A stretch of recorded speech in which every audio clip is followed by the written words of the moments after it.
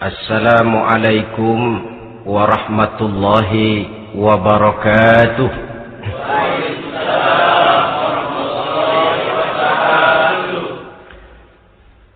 Alhamdulillahi rabbil alamin. Wassalatu wassalamu ala ashrafil anbiya'i wal mursalin, Sayyidina wa maulana Muhammadin wa ala alihi wa ashabihil mujahidin at-tahirin, amma ba'd. Saudara hadirin kaum muslimin rahimakumullah. Dalam kehidupan sehari-hari kita selalu berhadapan dengan dua hal yang berlawanan, dengan dua hal yang kontroversial kata orang sekarang, yang kita diharuskan memilih satu di antara kedua hal itu. Sejak kita bangun tidur sampai kita tidur lagi, selalu kita hadapi dua persoalan itu. Yang benar dan yang salah, yang hak dan yang batil, yang pantas dan yang tercela, yang ma'ruf dan yang munkar. Persis seperti sebaik lagu yang lagi ngepop dan banyak dinyanyikan anak sekarang, madu di tangan kananmu katanya, racun di tangan kirimu. Tapi saya fikir-fikir bagaimanapun, kalau cuma sekedar madu di tangan kanan, racun di tangan kiri, adresnya jelas.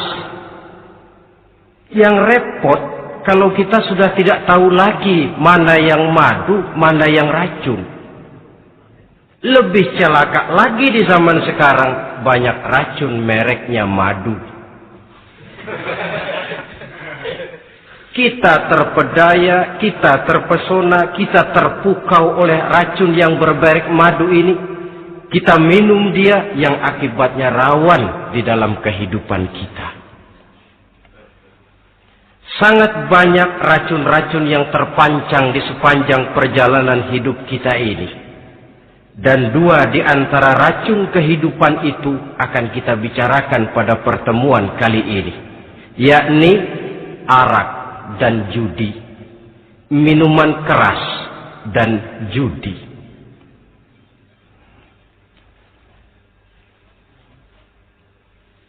Sebagai yang kita maklum bahwa Islam bertujuan memelihara kemuliaan manusia yang diciptakan fi ahsani taqwim, dalam bentuk yang paling sempurna. Arak atau minuman keras jelas merupakan hal yang merusak dari berbagai aspek kehidupan. Entah kesehatan tubuh, entah pertumbuhan akal, ketentraman rumah tangga, ketentraman masyarakat, bangsa dan negara. Cobalah sejenak kita adakan penyelidikan. Kalau masuk kita ke dalam penjara, melihat sel-sel di sana, berapa banyak yang mendekam di sel karena urusan minuman keras. Masuk kita ke rumah sakit, berapa banyak yang dirawat akibat minuman keras, akibat stres yang dialaminya. Berapa banyak rumah tangga berantakan, berapa banyak pembunuhan terjadi, pemerkosaan terjadi akibat daripada minuman keras ini. Yang paling ironi kalau dia sudah menyerang anak-anak muda kita. Padahal kita tahu remaja, pemuda adalah bentuk miniatur daripada kehidupan suatu bangsa. Akan bagaimana warna Indonesia 20, 30, 40 tahun yang akan datang, remaja dan pemuda kita jawabannya. Bahkan dari segi agama pun, akan bagaimana warna Islam di Indonesia 20, 30 tahun yang akan datang, remaja itu pula jawabannya. Karena itu, tidak terlalu berlebihan kalau saya berkata bahwa untuk menghancurkan Islam di Indonesia ini, tidak perlu menghancurkan pondok pesantren, tidak perlu menutup masjid, melarang pengajian, menyegel musola, tidak perlu. Untuk menghancurkan Islam di Indonesia, cukup dengan meracuni remaja, pemuda-pemudi Islam di Indonesia. Kalau mereka sudah diracuni, dijauhkan dari agamanya, masalahnya tinggal menunggu pergantian generasi. Maka yang jadi pilot proyek jelas remaja, pemuda, termasuk dengan menanamkan pengaruh minuman keras. Ditanamkan ke tengah remaja kita ini untuk jauh dari tuntunan agama. Hei pemuda-pemuda Islam, kalau kau mau jadi pemuda modern, jangan dekat-dekat ke masjid. Masjid khusus 60 tahun ke atas. Sepertinya di depan masjid itu ada papan pengumuman masjid khusus 60 tahun ke atas. Baca Quran kolot. Seiring dengan itu lalu modernisasi diartikan dengan westernisasi. Kau tidak akan bisa jadi pemuda modern sebelum semua yang datang dari barat kau telan mentah-mentah. Kau harus bisa bergaul seperti orang barat, berumah tangga macam orang barat, makan, minum seperti orang barat. Kalau nyanyi lagu barat yang orang lain gak ngerti, kamu juga gak tahu.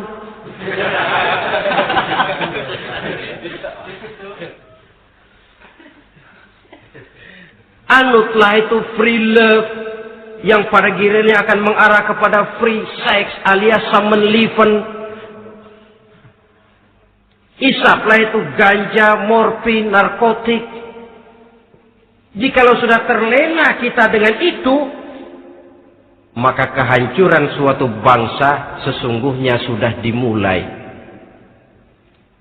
Penyakit minuman keras ini bukan cuma penyakit zaman ini.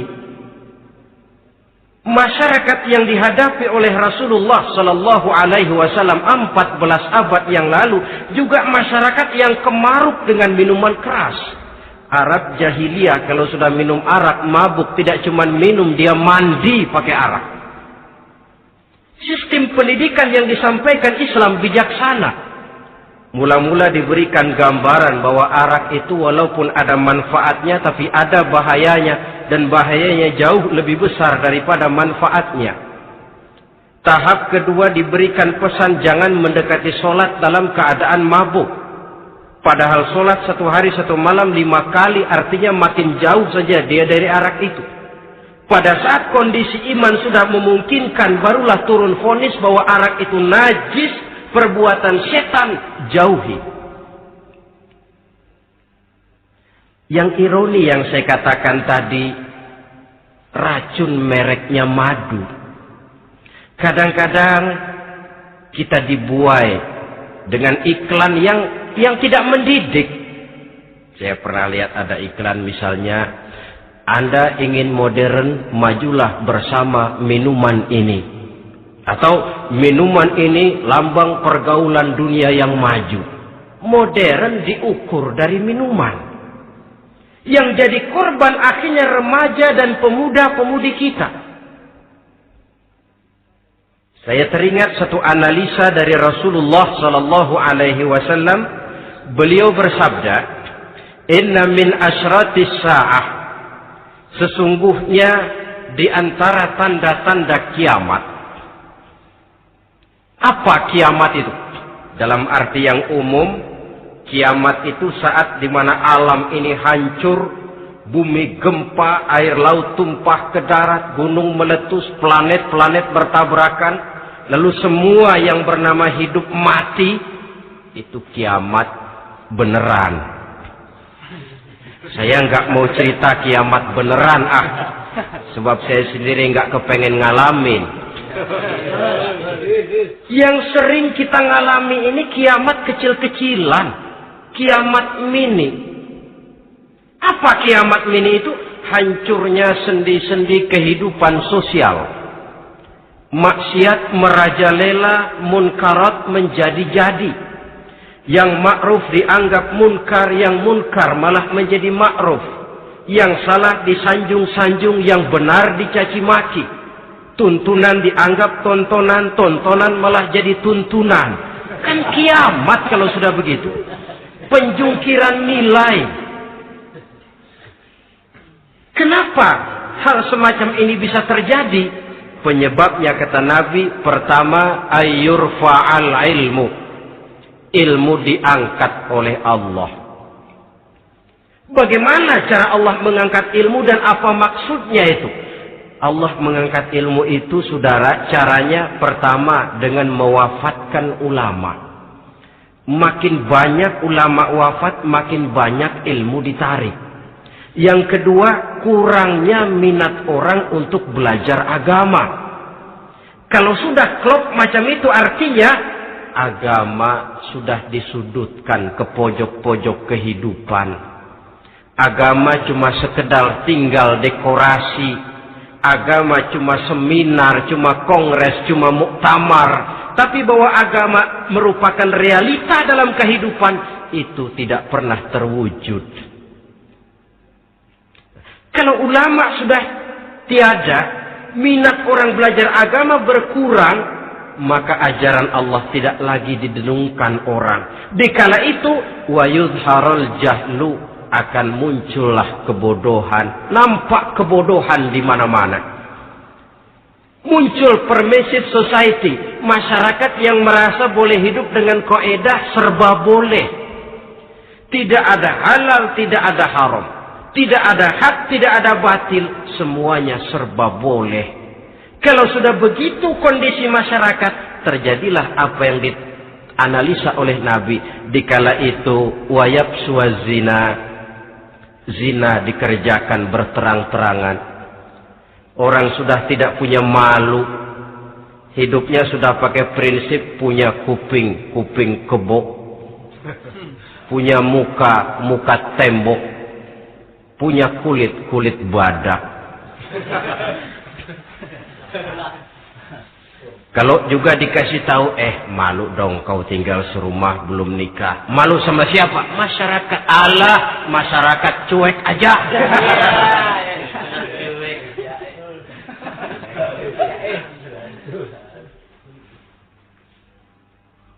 Bukankah realita kalau kita ikuti surat-surat kabar, berapa banyak sudah gadis-gadis bergelimpangan jadi korban? Berapa banyak bayi-bayi yang lahir ke alam ini tanpa harus tahu kemana dia mesti manggil bapak. Yang akhirnya mengalami keterakisan. Dimasukkan ke dalam kantong plastik, dibuang ke tempat sampah. Kalau itu sudah terwujud, muncul efek negatif yang kedua. Wa yushrabal khamr. Arak, minuman keras jadi kebanggaan. Anak muda belum nyohor kalau belum bisa mabuk. Yang enggak mabuk dianggap kolot. Kampungan loh. Bikin malu baru kena segelas saja udah miring. Cengeng. Temen kita hebat sampai nyungsep di got. Yang nyungsep hebat. Ya, kalau cuma yang hancur kehidupan pribadi. Tapi kalau sudah menyangkut masa depan, yang berarti masa depan suatu generasi adalah merupakan masa depan daripada suatu bangsa. Begitu kerasnya Islam ini melarang minuman keras. Sampai bukan cuma sekedar meminumnya saja yang diharamkan, tetapi juga dilarang mengimportnya, memproduksinya, membuka warung yang menjual minuman keras atau bekerja di tempat penjualan minuman keras. Ada juga yang nyerempet-nyerempet, Pak, kalau sedikit kan nggak apa-apa, nggak mabuk ini. Nah, saya ingatkan hadis Nabi diriwayatkan oleh Imam Ahmad, Abu Daud dan Tirmizi. Nabi bersabda, "Ma askara katsiruhu faqaliluhu haramun." Apa yang banyaknya menyebabkan mabuk, sedikitnya pun tetap haram hukumnya. Memang barangkali mungkin ada manfaatnya, tetapi bahayanya jelas lebih besar ketimbang manfaat yang bisa timbul daripada jenis minuman keras itu sendiri. Dalam hadis lain, Nabi pesankan, "Man kana yu'minu billahi wal yaumil akhir fala yaq'udu ala ma'idatin taduru 'alaiha al-khamru. Siapa yang beriman kepada Allah dan beriman kepada hari akhirat, jangan dia duduk di dalam satu pertemuan yang di dalam pertemuan itu diedarkan minuman keras.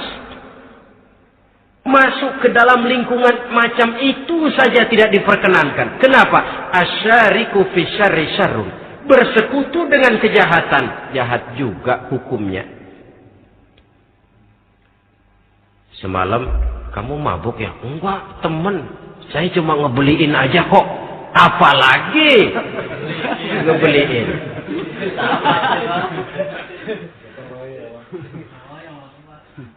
Sebab apa? Dalam keadaan mabuk, orang tidak lagi bisa berpikir secara logik. Daya kontrol hilang. Artinya perbuatan sudah tidak terkontrol lagi. Yang pertama. Yang kedua, IQ tidak akan tumbuh dan berkembang secara normal seperti yang kita harapkan. Yang ketiga, harga diri akan runtuh hancur di tengah masyarakat. Bayangkan kalau tengah malam kita digotong orang diantar ke rumah kita. Dengan kondisi macam itu masih punya muka kita untuk tegak di tengah masyarakat. Masih punya harapan kita untuk tumbuh menjadi pemimpin. Sementara orang terkenang, ini kan yang kemarin malam gua gotong, dia lagi mabuk. Harga diri, kepribadian. Jangan lupa saudara, kita hidup di tengah masyarakat. Masyarakat itu punya hukum yang tidak tertulis, tapi lebih kuat dan lebih kejam daripada hukum tertulis. Orang bilang, sekali arang tercoreng di dahi, seumur hidup orang akan tetap ingat. Makanya Rasulullah dalam hadis memberikan tamsil untuk adik-adik remaja muslim ini, masalul mu'min kamasalin nahli. Perumpamaan orang yang beriman itu persis seperti tawon. Mentalitas orang mukmin persis tawon. Apa mentalitas tawon? Kalau kita ngaji bab tawon, kita renungi apa keistimewaan tawon. Saya lihat-lihat, ternyata tawon itu punya 4 keistimewaan. Pertama, tawon itu yang dihisap selalu saripati bunga. Bagus makanannya. Belum pernah tawon keliru makan. Saya belum pernah dengar kok ada tawon makan tahu.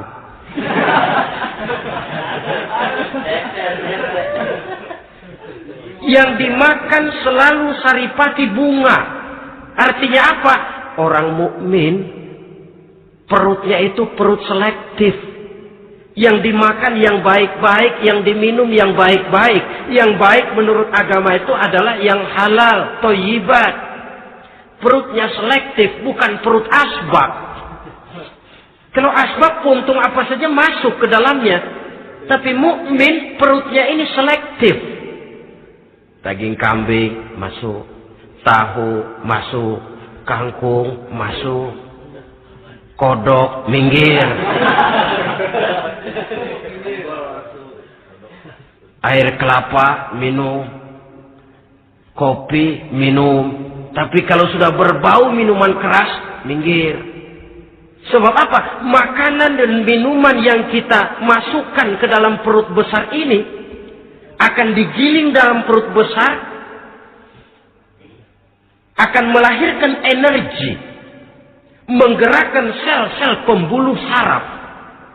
Kalau makanan dan minuman itu terdiri dari yang haram, energi yang ditimbulkan olehnya energi yang haram, mempengaruhi sel-sel pembuluh saraf. Orang akan cenderung berpikir yang haram kalau terlalu sering memakan makanan haram. Kalau sudah berpikir kepada yang haram, perbuatan pun akan mengarah kepada yang haram juga. Contoh kecil aja dah, ada nggak maling mikirin majelis taklim?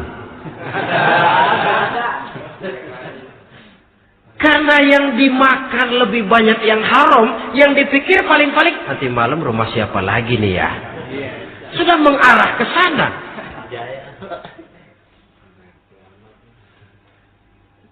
Saripati bunga yang dimakan tawon itu. Lalu tawon yang kedua saya lihat, yang dikeluarkan selalu madu. Artinya apa orang mukmin itu? Kalau dia berkata, perkataannya mengenakan orang.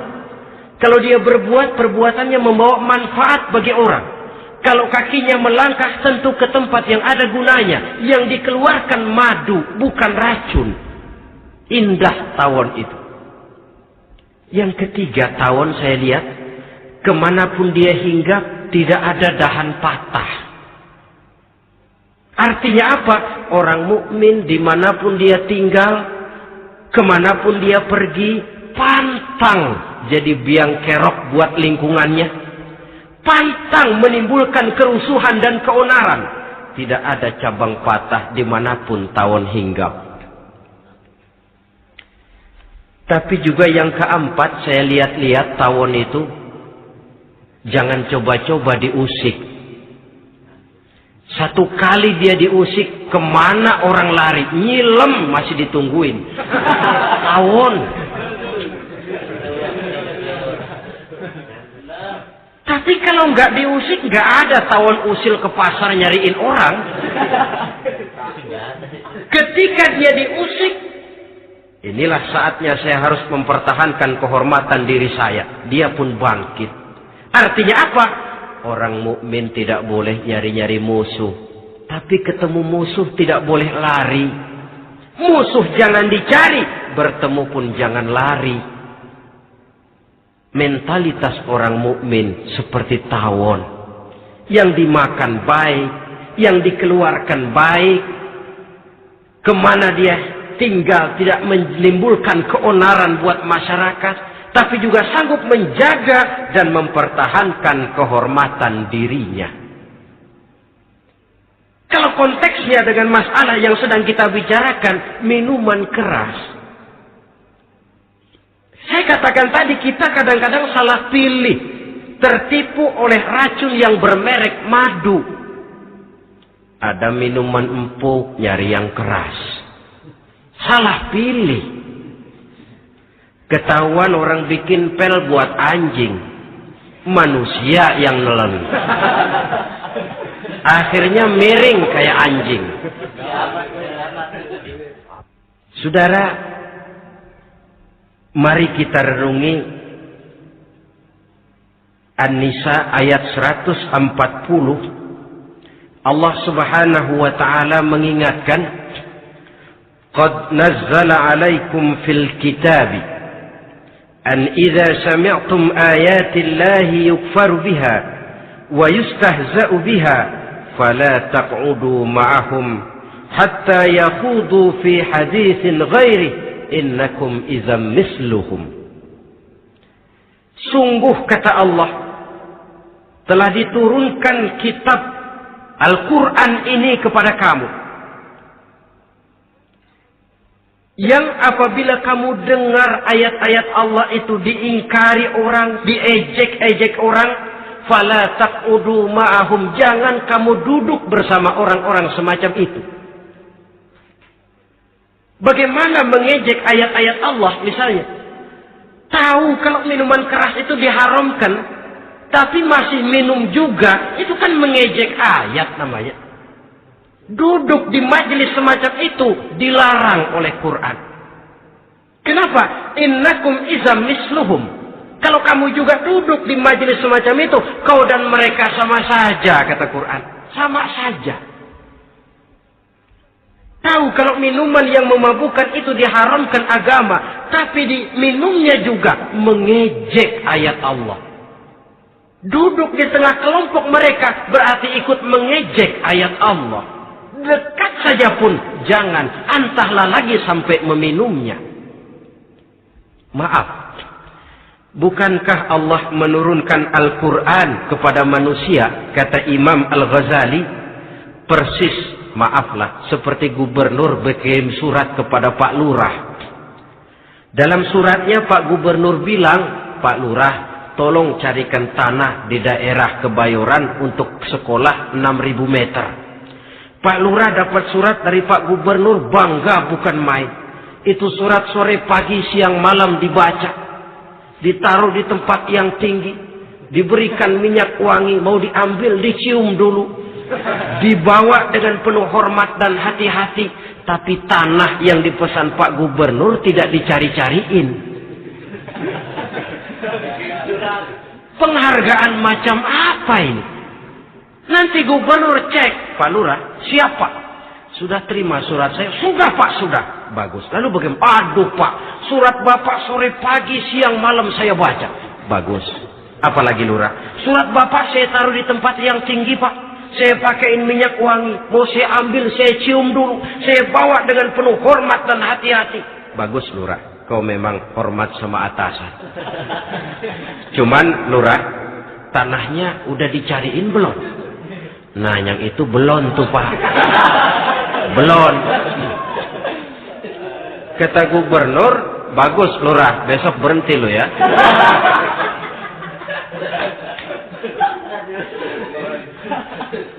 Membacanya memang penting. Al-muta'abbad bitilawatihi, beribadah dari sebab membacanya. Tapi setelah kita baca, kita tahu isinya. What next? Mau apa kita dengan isinya itu? Jangan yang kita baca kita injak-injak. Itulah ironinya. Bagaimana Quran itu mau membawa keberkahan dalam hidup ini? Kalau yang kita baca sering kita injak-injak. Dalam kehidupan kita baca ayat wa ahallallahu al-bai'a wa harramar riba. Allah halalkan jual beli, Allah haramkan riba, tapi renten ditelan terus.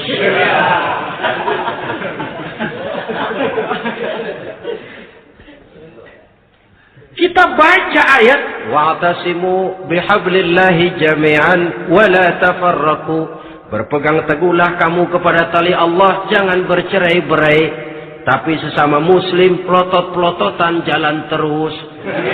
Janganlah yang sesama muslim kadang-kadang yang mengklaim dirinya sebagai pemimpin Islam kelihatannya juga sikut-sikutan jalan terus.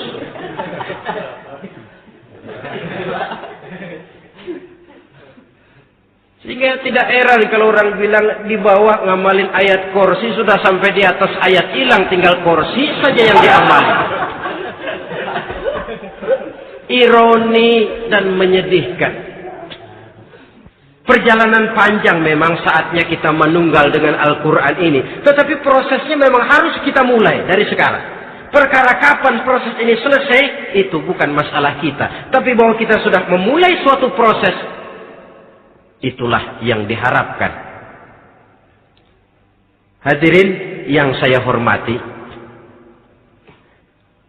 oleh karena kerasnya peringatan Islam terhadap minuman keras, pernah satu hari seorang lapor kepada Khalifah Umar bin Abdul Aziz bahwa ada sekelompok orang berkumpul meminum minuman keras. Kata Khalifah Umar bin Abdul Aziz, zera mereka, hukum, cepat. Ya Khalifah, kenapa? Di tengah mereka ada juga orang yang Ramadan biasa puasa. Begitu, iya. Yang biasa puasa duluan hukum.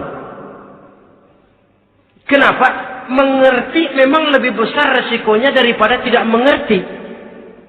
Kalau yang tidak mengerti dilatar belakangi oleh kebodohan, barangkali masih bisa ditolerir, masih bisa dimaklumi. Ini toh sudah tahu mau puasa, kenapa berkumpul di majelis yang ada minuman keras? Tapi memang kelompok ini kan memang selalu ada. Kita lihat dalam masyarakat itu kan ada 4 kelas itu. Pertama, ada orang yang tahu perintah dan tahu larangan. Ini the first class, kelompok terbaik. Perintah tahu dia kerjakan, larangan tahu dia jauhi. Ini orang terbaik. Yang kedua, ada orang tahu perintah tapi tidak tahu larangan. Perintah tahu, larangan tidak tahu. Sholat mau, puasa mau, zakat fitrah bayar, nyolong mau, mabuk ayo. Perintah tahu tapi larangan tidak tahu, akhirnya semua dikerjain. Barangkali yang rada bingung malaikat bagaimana nyatatnya ini, kotor absen. Gelas yang ada di hadapan saya ini, kalau semua diisi air putih macam ini, kan jelas bisa diminum orang. Kalau semua diisi bensin, jelas bisa diminum motor.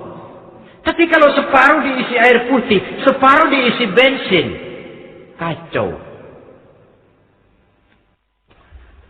Kalau gelas yang ada di hadapan saya ini sepenuhnya diisi air putih, jelas bisa diminum orang. Kalau sepenuhnya diisi bensin, juga jelas bisa diminum motor. Yang repot kalau separuh diisi air putih, separuh diisi bensin. Kacau statusnya. Orang minum mabuk, motor minum pun mogok. Dijual juga tidak laku barang campuran.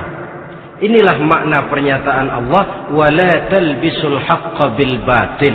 Jangan kamu campur adukan antara yang hak dan yang batil. Perintah dikerjakan, larangan pun dikerjakan juga.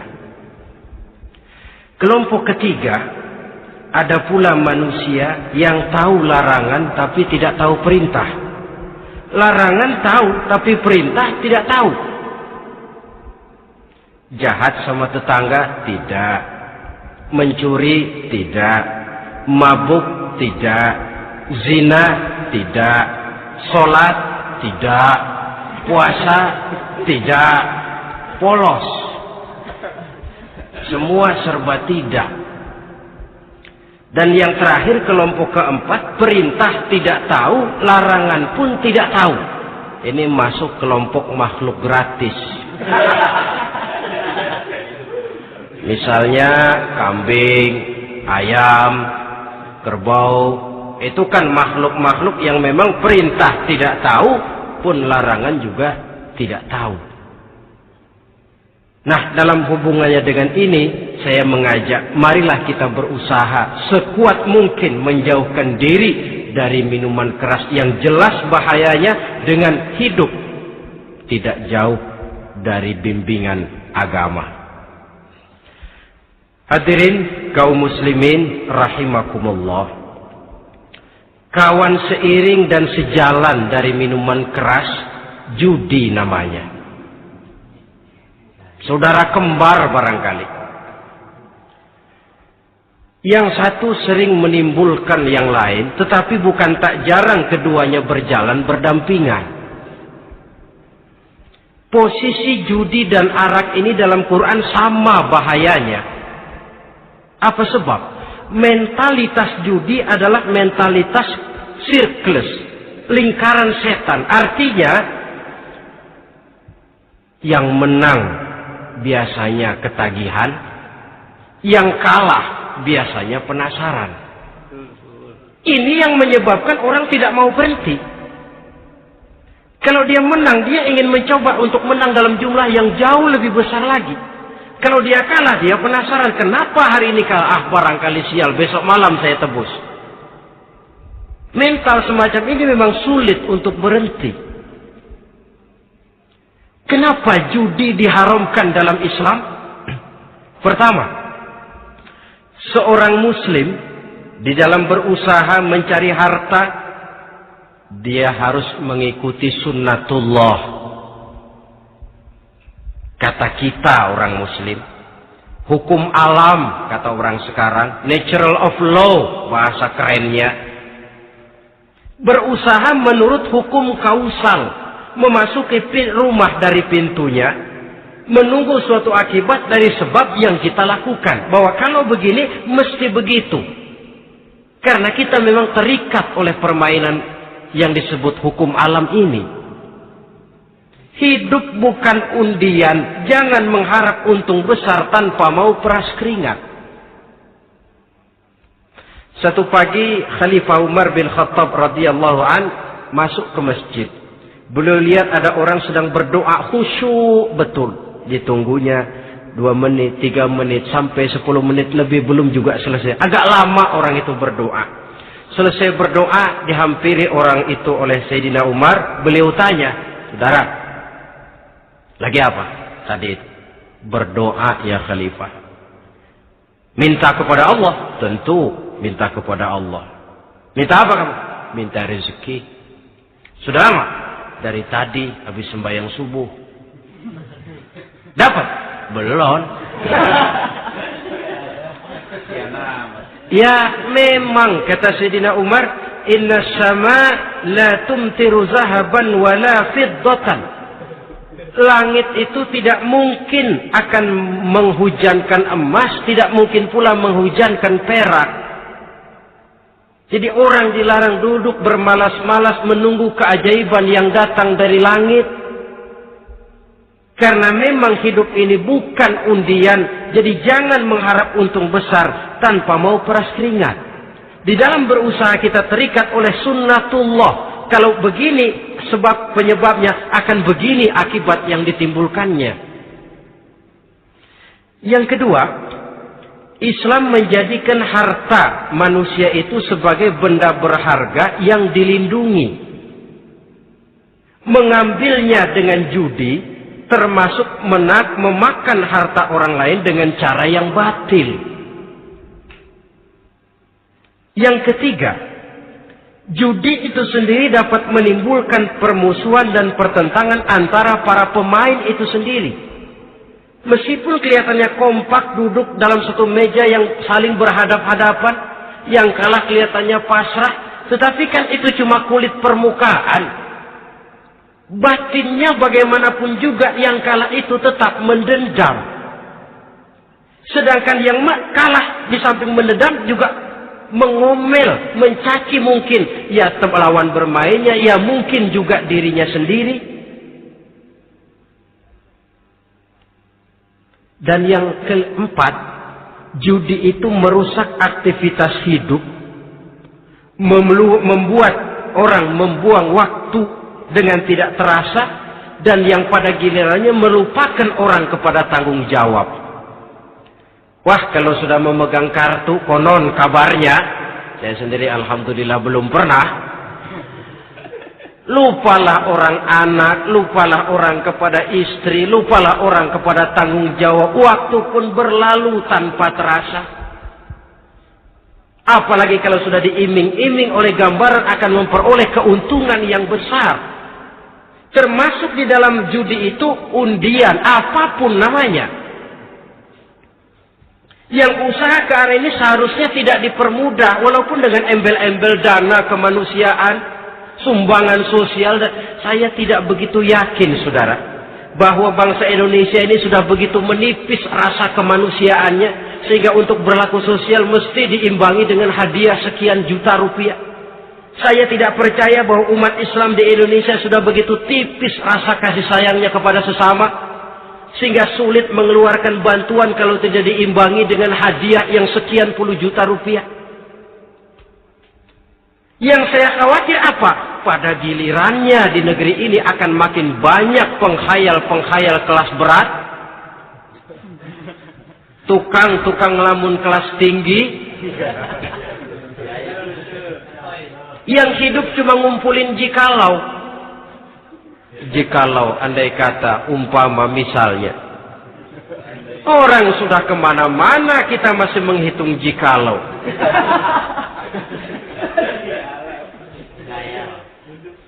Orang boleh saja mengharap burung terbang tinggi, tapi punai di tangan jangan dulu dilepas. Artinya, idealisme silahkan terbang setinggi langit, tapi kaki harus tetap berpijak di alam realita. Bahwa memang lebih baik makan singkong dalam kenyataan daripada makan roti tapi ngimpi.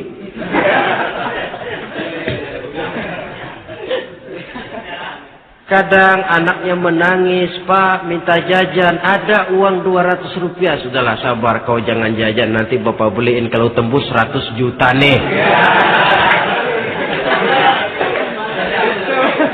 Akhirnya yang 100 juta tidak, anak pun kelaparan. Bukankah akan jadi masalah bagi semuanya? Belum lagi rasa sayang kepada harta yang sudah dia miliki. Entah itu tanah, rumah, kendaraan. Kalau sudah kadangkala di meja judi, hilang rasa sayang kepada benda itu. Ada rumah-rumahnya dilelang, ada kendaraan-kendaraan jadi taruhan. Ada jam tangan pun copot tanpa terasa. Maka berapa banyak rumah tangga berantakan, istri minta cerai, orang jadi nekat merampok, orang jadi nekat mencuri, korupsi kalau dia pejabat. Akibat apa ini? Pengaruh yang namanya judi. Saudara kaum muslimin, ma'asyiral muslimin rahimakumullah. Itu sebabnya di dalam surah Al-Maidah ayat 90 Allah menekankan, innamal khamru wal maisir wal ansab wal azlam rijsun min amali syaitan fajtanibuhu la'allakum tuflihun. Sesungguhnya arak, judi, berhala, mengundi nasib itu rijsun. Ya Allah, jarang benar Quran menggunakan kalimat rijsun. Rijsun ini sudah merupakan puncak kekotoran. Bapak moyangnya najis, itu rijsun. Rijsun, kotor. Sudah kotor ditambah pula min amali syaitan, pekerjaan setan. Wajtanibuhu, jauhi. Jangan sampai main, dekat saja tidak boleh, jauhi. La'allakum tuflihun, jikalau kamu mau menjadi orang-orang yang beruntung. Sejarah tidak pernah mencatat ada orang jadi miliuner karena judi. Sejak David Rockefeller sampai Aristotle Onassis, orang-orang kaya top di dunia, mereka kaya bukan karena judi, tapi karena kemauan peras keringat, banting tulang, mau memulai sesuatu dari kenyataan yang real di depan mata.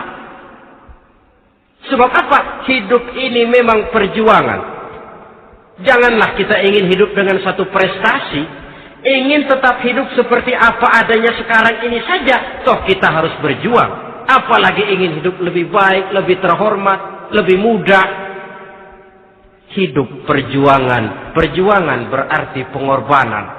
Berani hidup artinya berani berjuang. Berani berjuang maksudnya rela berkorban. Takut berkorban, jangan berjuang. Tidak mau berjuang, berhenti hidup. Itu logika. Dan bagaimanapun saya yakin lebih baik berkorban daripada menjadi korban. Kalau sekarang kita berkorban, peras keringat, banting tulang, berusaha secara sunnatullah untuk menghidupi anak, istri, keluarga, pada satu saat kita tidak akan menjadi korban kebrutalan anak-anak kita sendiri. Kalau mereka dibesarkan dan tumbuh berkembang oleh hasil yang diperoleh dari meja judi. Ayat 91 Al-Maidah ini lebih memperkuat lagi. Kalau itu arak, judi, berhala, mengundi nasib adalah perbuatan setan, sebenarnya setan mau apa sih? Ayat 91 menegaskan, innama yuridu syaitanu ayyuqi'a bainakumul adawata wal baghdha'a fil khamri wal maisir. Yang dimaui setan itu tidak lain supaya dengan arak dan dengan judi timbul rasa permusuhan, sikap memusuhi, saling marah di antara kamu. Coba, biasanya dalam meja judi sudah loyo, waktu juga sudah berlarut-larut. Yang menang mau berhenti, apa yang kata yang kalah? Berhenti dah, gue wacok loh. Enak bener, gue lagi kalah, lu berhenti. Coba, kira-kira kapan akan selesai permainan? Akan timbul permusuhan, akan timbul rasa dendam kesumat yang ditanamkan oleh setan. Karena memang baik arak, baik judi, baik berhala, baik mengundi nasib, itu semua permainan-permainan setan yang diberikan kepada kita untuk kita ikut andil bermain di dalamnya. Tatkala kita ikut terkena jerat setan, tertawalah mereka. Kenapa? Oh, makin banyak teman saya di neraka. Maaf, setan itu kan sudah tahu vonisnya. Ketika dulu dedengkotnya yang namanya iblis terusir dari surga, itu bikin semacam perjanjian dengan Allah. Tuhan, kenapa iblis? Gara-gara Adam saya terusir dari surga. Maka sejak saat ini Adam dan seluruh keturunannya adalah musuh bebuyutan saya. Saya akan gelincirkan mereka dari jalan. Silahkan iblis, goda mereka, tapi kau tidak akan mungkin bisa menggoda mereka kalau hamba-hambaku itu menjadi hamba yang ikhlas. Hanya hambaku yang ikhlas yang tidak mungkin kamu goda, yang lain barangkali bisa. Sejak saat itulah iblis memproklamirkan permusuhan, dan dia sudah tahu betul vonisnya neraka. Tugas dia sekarang bagaimana mengumpulkan teman sebanyak-banyaknya ke dalam neraka. Hamba Allah saja yang tidak tergelincir kepada minuman keras dan judi. Hamba Allah yang ikhlas itu bagaimana? Yang ikhlas menjadi hamba Allah dalam arti kata dan perbuatannya memang mencerminkan bahwa dia hamba Allah. Maaf, di zaman sekarang ini kan banyak orang cuma berkata saya hamba Allah mulutnya, tapi perbuatannya membuktikan dia hamba setan, hamba dunia, hamba harta, budak jabatan, budak nafsu. Tidak sesuai antara ucapan dan perbuatan. Sebab itu kata-kata hamba Allah kalau keluar dari mulut manusia itu murah. Soalnya ngaku siapapun bisa. Tapi diakui atau tidak, ini yang kita belum tahu. Ada juga orang berdalih, saya kan masang kalau dapat nanti mau nyumbang masjid. Barangkali aja kalau nyumbang masjid disoriin dikit sama Tuhan.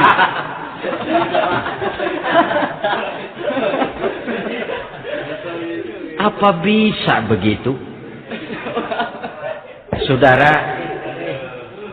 kita tidak mungkin mencuci kain dengan air najis.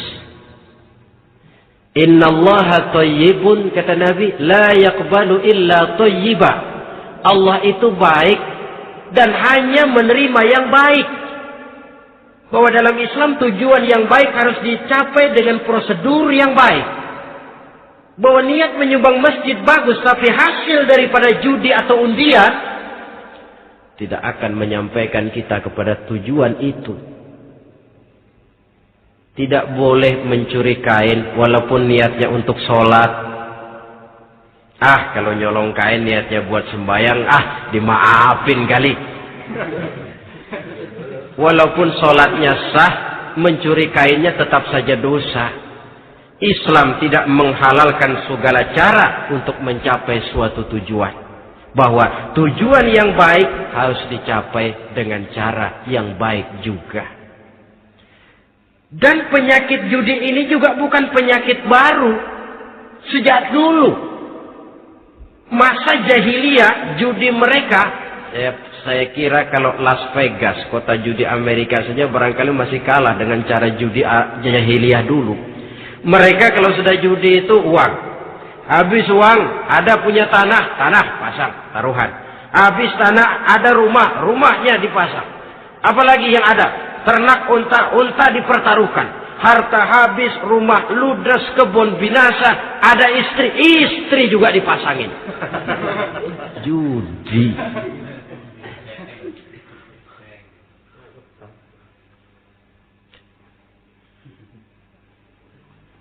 Kita sebagai muslim oleh Al-Quran dijelaskan orang yang mempunyai dua tujuan hidup. Pertama tujuan jangka pendek, yang kedua tujuan jangka panjang. Tujuan jangka pendek dunia dan seluruh isinya. Tujuan jangka panjang adalah akhirat dan ridho Allah. Ini yang terpantul dalam doa setiap kita. Rabbana atina fid dunya hasanah wa fil akhirati hasanah. Tercapai tujuan jangka pendek fid dunya hasanah, dan tujuan jangka panjang wa fil akhirati hasanah. Untuk mencapai tujuan jangka pendek, merangkul dunia dan seluruh isinya, apa yang jadi modal utama? Pertama, pendidikan. Makin tinggi jenjang karier pendidikan yang kita tempuh, rasa-rasanya makin mudah menjangkau dunia dan isinya. Yang kedua, pengalaman. Tenaga-tenaga expert masih tetap diperlukan. Makin banyak pengalaman, makin mudah menjangkau dunia. Yang ketiga, dan ini ada tapi tidak bisa dijadikan pegangan, faktor nasib. Faktor kebetulan. Ada, tapi tidak bisa dijadikan pegangan mutlak. Pendidikan, pengalaman, ingin menjangkau fid dunya hasanah. Ini modal utama. Lalu untuk mencapai fil akhirati hasanah, prestasi ibadah. Bagaimanapun tinggi pangkat dan jabatan kita, bagaimanapun banyak gelar kita sandang, tanpa prestasi ibadah, nol besar kita dalam pandangan Allah. Itu sebabnya kita sholat. Jadi tidak beralasan kalau orang ditanya, kenapa sih kamu nggak sholat? Ah, tetangga saya sholat melarat terus. Memang sholat itu bukan untuk mencari uang kok. Kalau ada orang yang rajin sholat, rezekinya kelihatan lancar, itu cuma sekedar persekot. Uang muka, cashnya tetap di akhirat nanti. Efeknya apa? Karena kita punya tujuan jangka panjang, mengharap ridho Allah di akhirat. Cara kita mencapai tujuan jangka pendek dibatasi oleh pertanyaan, Allah ridho apa enggak? Kita cari uang, tapi pertanyaan pokok, Allah ridho enggak cara ini? Kita mengejar kedudukan, tapi Allah ridho enggak dengan cara ini? Ini yang menyebabkan kita lantas tidak lalu menghalalkan segala cara. Yang penting tujuan tercapai cara apapun halal. PKI. Kan cuma PKI yang berprinsip asal tujuan tercapai cara apapun halal. Dan kita sudah sepakat PKI dan seluruh ajarannya tidak berhak hidup di bumi Pancasila ini. Cuma jangan sekedar PKI-nya dikutuk tapi ajarannya dipakai.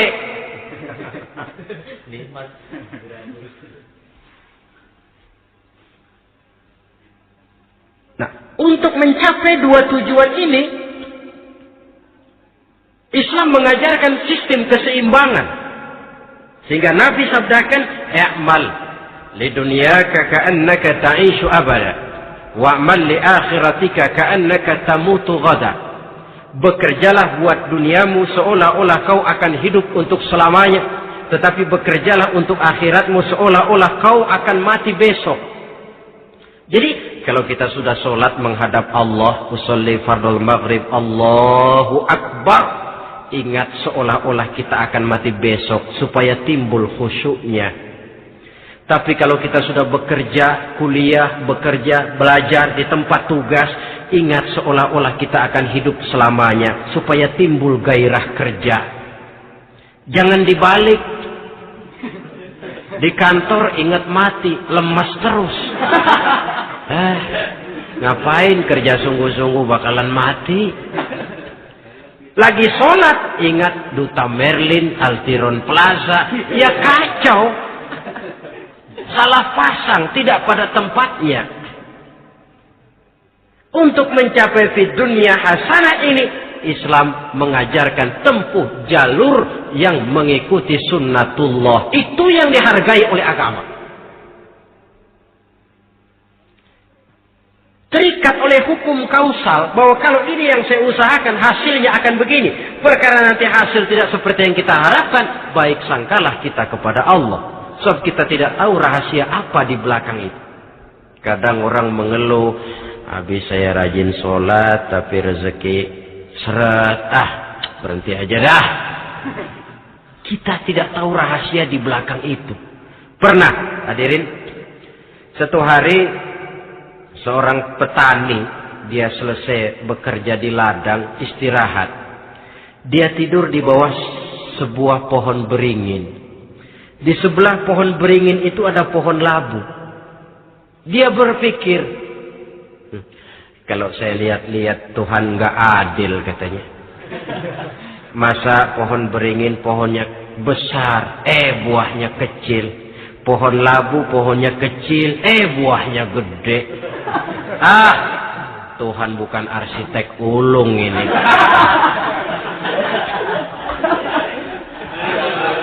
Mestinya supaya enak dilihat, beringin yang pohonnya besar buahnya sebesar buah labu. Pohon labu yang pohonnya kecil buahnya kecil saja sebesar buah beringin. Tidak adil Tuhan. Baru dia selesai berpikir Tuhan tidak adil, jatuh sebutir buah beringin tepat menimpa hidungnya. Dia terkejut. Astagfirullahaladzim. Kalau begitu saya sadar katanya, Tuhan benar-benar adil.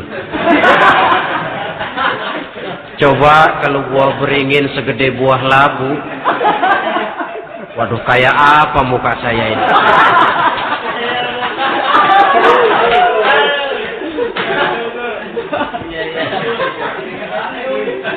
Baru terbuka pandangan matanya setelah berhadapan dengan kenyataan. Baru keluar respect. Allah benar-benar adil. Padahal semenit yang lalu dia masih berkata, Tuhan bukan arsitek ulung. Tapi semenit kemudian setelah berhadapan dengan kenyataan yang real dia hadapi, wah, Allah benar-benar adil.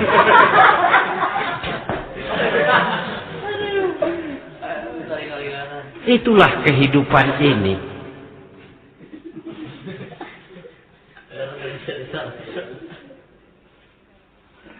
Saudara hadirin yang saya hormati, karena itu baik arak, baik judi, dua-duanya merupakan bahaya laten yang tidak hanya mengancam kehidupan agama, tetapi juga masyarakat, bangsa dan negara, apalagi kalau sudah jatuh kepada generasi penerus.